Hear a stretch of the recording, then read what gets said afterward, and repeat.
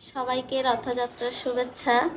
জয় জগন্নাথ। আমরা চলে যাচ্ছি এখন ইস্কন মন্দিরে। তো কি কি করছি সব দেখাবো আর আপনাদের। আমরা প্রতিবারই বাসা থেকে ইস্কন মন্দিরের উদ্দেশ্যে রওনা দিই, কেন আমরা ওইখান থেকে রথ শুরু করে আমরা যতটুকু পারি ওইখান রথটা থেকে শেষ টানি। করি। তো দেখতে থাকুন ভিডিওটা।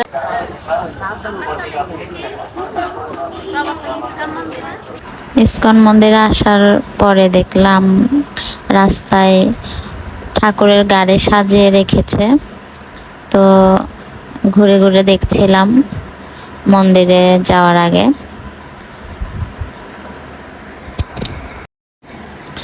তারপর দেখতে পেলাম জগন্নাথ, বলরাম, সুভদ্রা ঠাকুরের ফোমের মূর্তিগুলা। তারপর চলে আসলাম মন্দিরে। তো মন্দিরে আসার পর দেখলাম প্রচুর মানুষ, যেহেতু আজকে রথযাত্রা। এখানে খুবই সুন্দর করে সাংস্কৃতিক অনুষ্ঠান হচ্ছে, তো গান বাজনা হচ্ছে এখানে।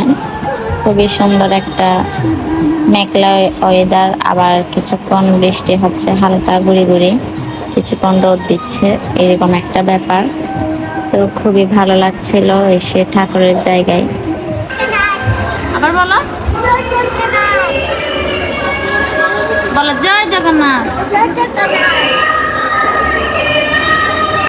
আমরা মন্দিরে ঘোরাঘুরি করতে করতে কখন যেন জগন্নাথ ঠাকুরকে নিচে নামিয়ে আনছে, আমরা বলতেও পারি না। তো উপর থেকে যতটুকু পারলাম ভিডিওতে দেখাচ্ছি আপনাদের। প্রত্যেক বছর রথযাত্রা উপলক্ষে বিভিন্ন জায়গা থেকে ঠাকুর জগন্নাথ দেবকে আনে। তো বিভিন্ন জায়গা থেকে স্বেচ্ছাসেবকদেরও গাড়ি থাকে। তো অবশেষে ঘুরে আমরা দুজন একটু ঠাকুর জগন্নাথ দেবের রথটা টানলাম। প্রচুর ভিড় ছিল আসলে, বাচ্চা নিয়ে এসে রথ টানা আসলে খুব একটা রিস্কি ব্যাপার। তো ভিড়ের মধ্যে পড়ে গিয়েছিলাম, ভগবান রক্ষা করেছিল। তারপর একটু হালকা পথে আসলাম, দেখলাম খুবই সুন্দর ঠাকুর। তো দেখতে থাকুন ভিডিওটা।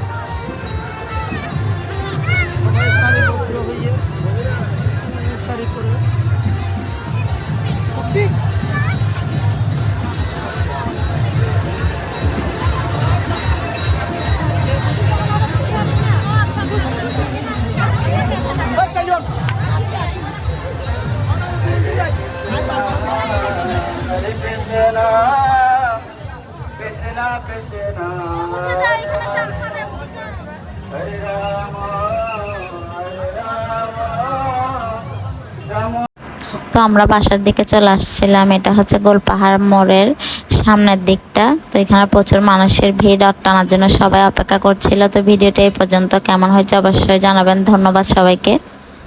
জয় জগন্নাথ।